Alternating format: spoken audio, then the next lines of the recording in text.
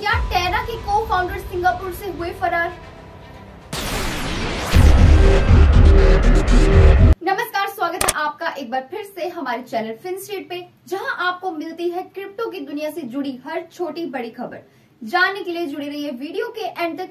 आज हमारे पास है बहुत सारे इंटरेस्टिंग न्यूज, तो वीडियो को एंड तक जरूर देखिए। और अगर आप लोग हमारे चैनल पर न्यू आए हैं, पहली बार आए हैं, तो चैनल को सब्सक्राइब करना बिल्कुल ना भूलिए एंड साथ ही बेल आइकन को भी कर लीजिए प्रेस, ताकि आपको फ्यूचर में भी ऐसी ही अपडेशन देखने को मिलती रहे। तो सबसे पहले हम बात करते हैं अभी रिसेंटली लॉन्च हुए इथेरियम मर्ज की। तो इथेरियम मर्ज हार्ड फोर्क ने रिवील किया अपने competitive proof of work projects को लेकर के।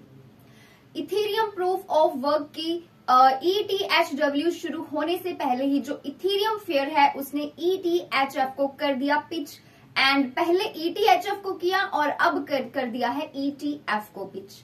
तो क्या है खबर, जानते हैं। इथेरियम मर्ज ने रिमूव किया नेटवर्क की रिलायंस को उन माइनर्स के लिए, वो भी बिना किसी हिचके, बिना किसी अड़चन के। बट बात यह है कि उन लोगों के लिए, वो लोग जो कि एक रास्ता ढूंढ रहे हैं, जिन्होंने ये डिसाइड किया है कि वो मर्ज की तरफ नहीं जाएंगे बल्कि वो प्रूफ ऑफ वर्क में ही स्टे करने वाले हैं, ये बात कुछ हजम सी नहीं हो रही। ये बात बिल्कुल भी क्रिस्टल क्लियर नहीं देखी जा रही है। तो बहुत सारे इथेरियम माइनर्स हैं जो चाहते हैं कि वो माइन को लगातार जारी रखें, प्रोमिनेंट फैक्शन को ज्वाइन करके, जो कि चैंडलर गुओ के द्वारा चलता है एंड क्रिएट किया गया इसको लेकर के एक ETHPOW एंड ETHW।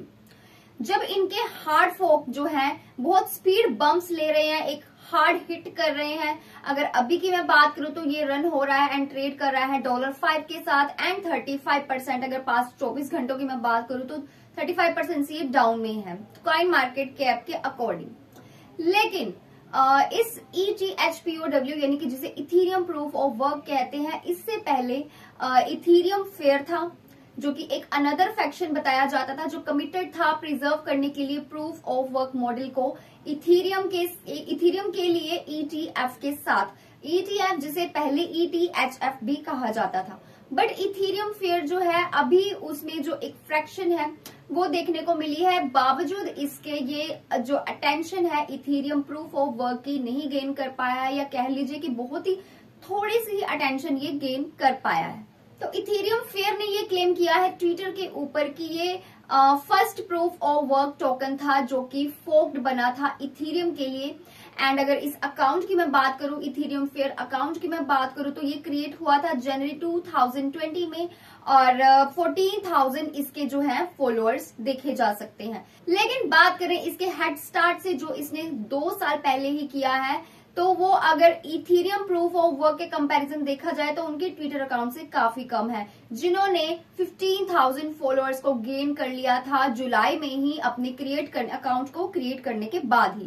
तो अब खबर कुछ हुई है कि जो इथेरियम फेयर है ये जो चलाते हैं, ये चाइनीज माइनर चलाते हैं। इनका एक ग्रुप चलाता है अपने कोर डॉक्यूमेंटेशन के साथ, जो प्रोवाइड होते हैं चाइनीज लैंग्वेज में ही।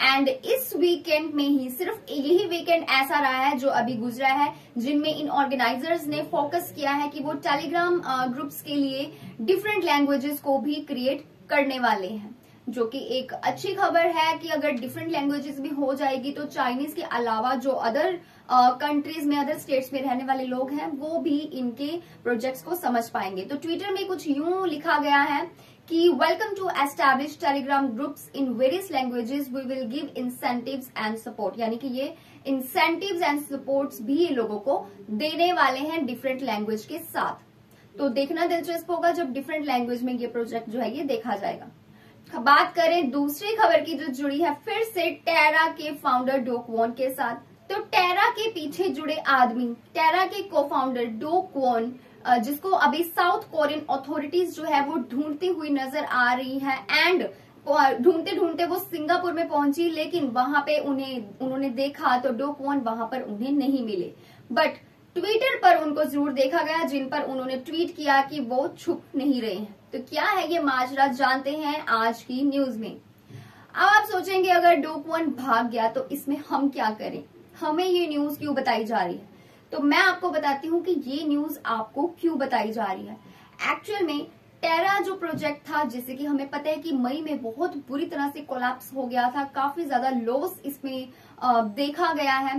एंड दरअसल टेरा क्रैश के बाद जो डो क्वोन है उसने खुद को लाइबिलिटीज में घिरे हुए बताया, लॉस में बताया, एंड उसके बाद वो अपनी फैमिली के साथ, फैमिली को लेकर के सिंगापुर में जाकर शिफ्ट हो गए। तो क्या ये एक जस्ट बहाना था सिंगापुर में जाने का?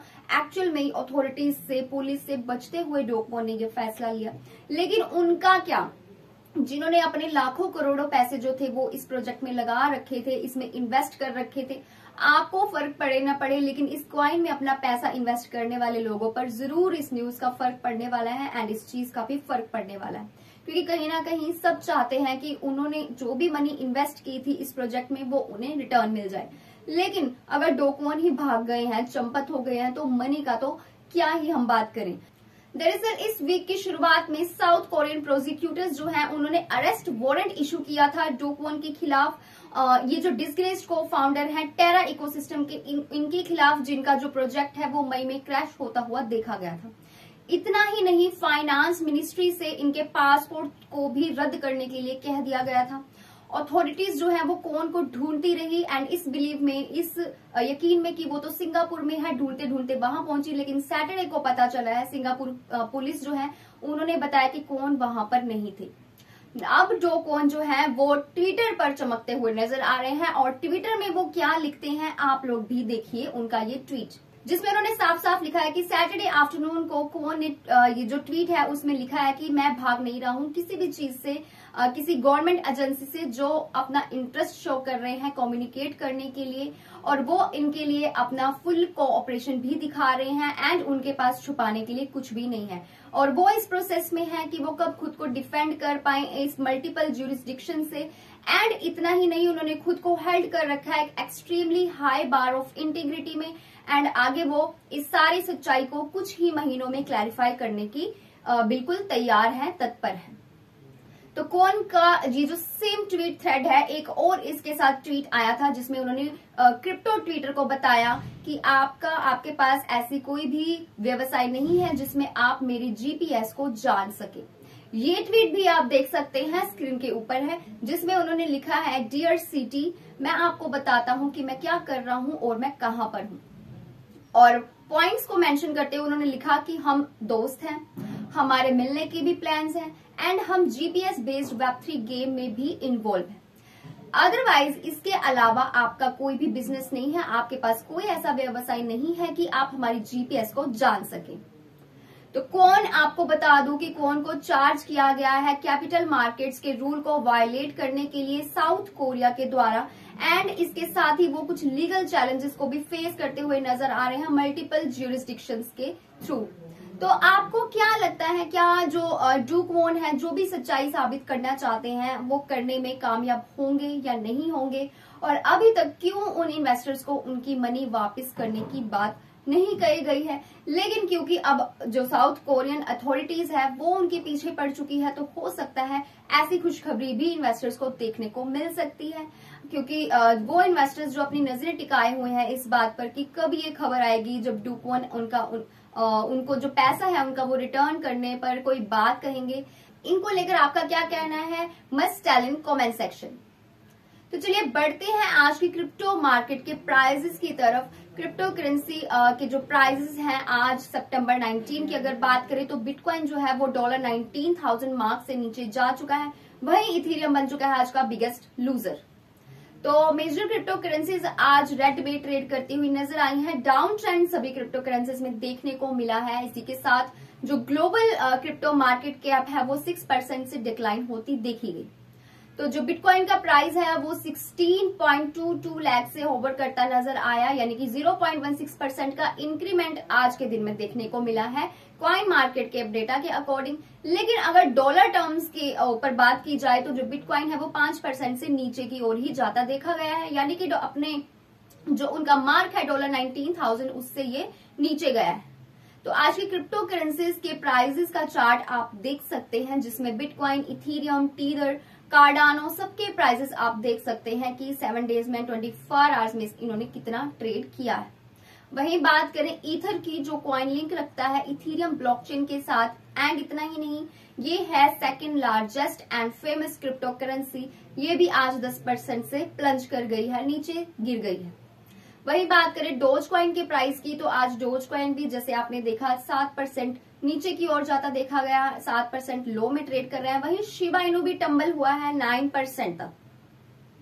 बात करें दूसरे क्रिप्टो प्राइजेस की, आज उनकी परफॉर्मेंस जो है वो भी डिक्लाइन होती देखी गई है, जिसमें इन्वॉल्व है XRP, Uniswap, Solana, Polygon, Avalanche, Binance, USD, Polkadot, Litecoin, ApeCoin, Cardano, Chainlink, Tron and Tether, जिनके प्राइसेस में 24 घंटों में कट ऑफ देखने को मिला है, यानी कि सारे आज क्रिप्टो मार्केट एक बार फिर से रेड में ट्रेड कर रही है। तो that's all for today's video. ये थी आज की हमारी क्रिप्टो न्यूज। आई होप आपको वीडियो जरूर अच्छी लगी होगी, यूजफुल लगी होगी। अगर आपको वीडियो यूजफुल लगे तो आगे अगर आपके फ्रेंड्स में से कोई इन्वेस्टर है जो क्रिप्टो करेंसी में इन्वेस्ट रखता है, फ्रेंड्स, फैमिली, सबके साथ ही वीडियो शेयर करें, जितनी हो सके उतनी शेयर करें एंड अपना सपोर्ट हमें जरूर दिखाइए। बहुत ही एफर्ट से हम आपके लिए वीडियो लेके आते हैं, उसके लिए एक लाइक तो बनता है। So do like, share and subscribe to channel and stay tuned with FinStreet।